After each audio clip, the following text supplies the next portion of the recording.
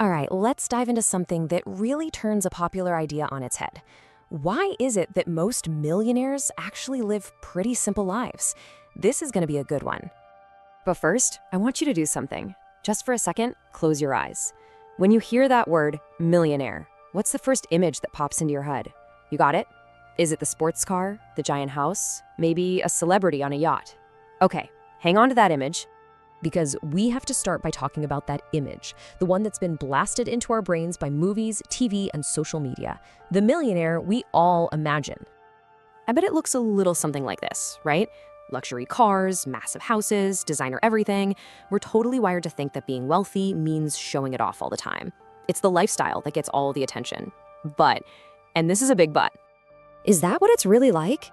Is that shiny, perfect image the truth? Well, the research tells a completely different story. And the answer is a huge, resounding no. And this is where things get really fascinating. For their groundbreaking book, The Millionaire Next Door, Thomas Stanley and William Danko studied thousands of millionaires, and what they found just blew the stereotype to pieces. The typical millionaire?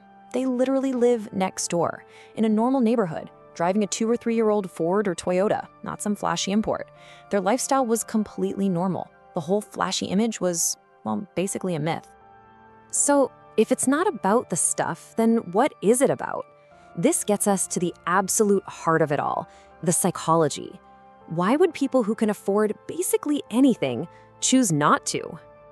You know, it really boils down to how they see money in the first place. For a lot of people, money is a tool to show everyone else you've made it. It's for signaling success, and that, of course, leads to spending. But for most self-made millionaires, money is a tool for something else entirely, creating freedom. And to do that, you need restraint. That one tiny shift in perspective, it changes everything. This whole mindset is built on a very powerful old-school idea, delayed gratification. You probably remember that marshmallow experiment, right?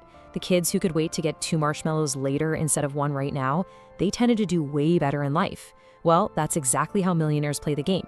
They're not spending today to feel rich for a minute, they're saving and investing to actually be rich for a lifetime. And learning to resist that impulse is how they dodge the biggest wealth killer out there. And that killer is this right here, lifestyle inflation. Oh, this one is sneaky. You get a raise, so you get a nicer car. You get a bonus, so you get a bigger house. Your spending just creeps up right alongside your income. It's the #1 reason why so many people with huge salaries never actually build any real wealth. They're just stuck on a very expensive treadmill. So how do they fight it? It's actually a pretty simple, disciplined strategy. Instead of letting their spending go up when their income does, they funnel that extra cash into increasing their assets, things like investments and businesses. They keep their lifestyle costs pretty much the same. And that creates this beautiful gap between what they have and what they spend. That margin, that's where real financial stability and freedom are born. And that gets to the very core of it, psychologically. For them, their identity, their self-worth, it doesn't come from the stuff they buy. It comes from what they can do, from their skills, their competence, and their control over their own destiny. They just don't need a fancy watch to feel successful, so they don't feel that deep psychological pull to go out and buy one.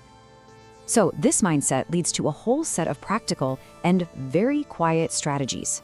It's like they're playing an entirely different game, an invisible game that most people don't even know exists. Just look at this breakdown. The goal of slashy spending is short-term admiration. You're playing for likes, for nods of approval. The result? Your wealth goes nowhere. But the goal of asset growth is long-term leverage and freedom. You're not playing for anyone else's approval. And the result? Your wealth compounds. It starts working for you, building on itself, creating this incredible snowball of growth over time.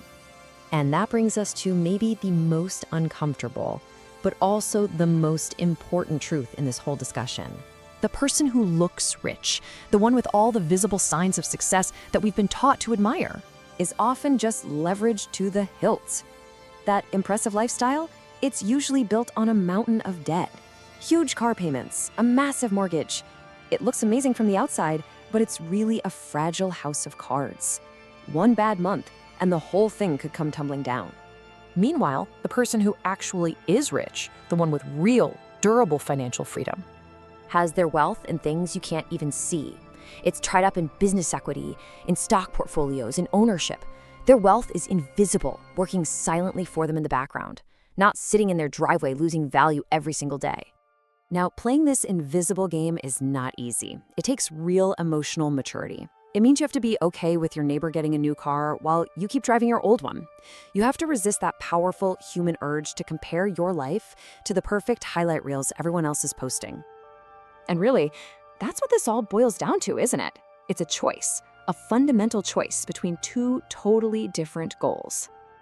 But it's so important to understand that for these folks, living simply isn't about denial. It's not about being cheap or sacrificing happiness. It's the opposite. It's about alignment. It's about using their money in a way that aligns with what they truly value, like freedom, autonomy, and security. I absolutely love this line from the source material. Options are quieter than attention. Think about that. Attention is loud, it's flashy, but it's so fleeting. Options, the real freedom to wake up and choose how you spend your day, your time, your life, that is a quiet, profound, and permanent kind of wealth. Which brings us right here to the single most important takeaway. Looking rich and being rich are two completely different games. They have different rules, they have different strategies, and believe me, they have very, very different outcomes. One game is played for the applause of the crowd. The other one is played for your own freedom. So the only question left to ask is the one you have to answer for yourself. Which game are you going to play?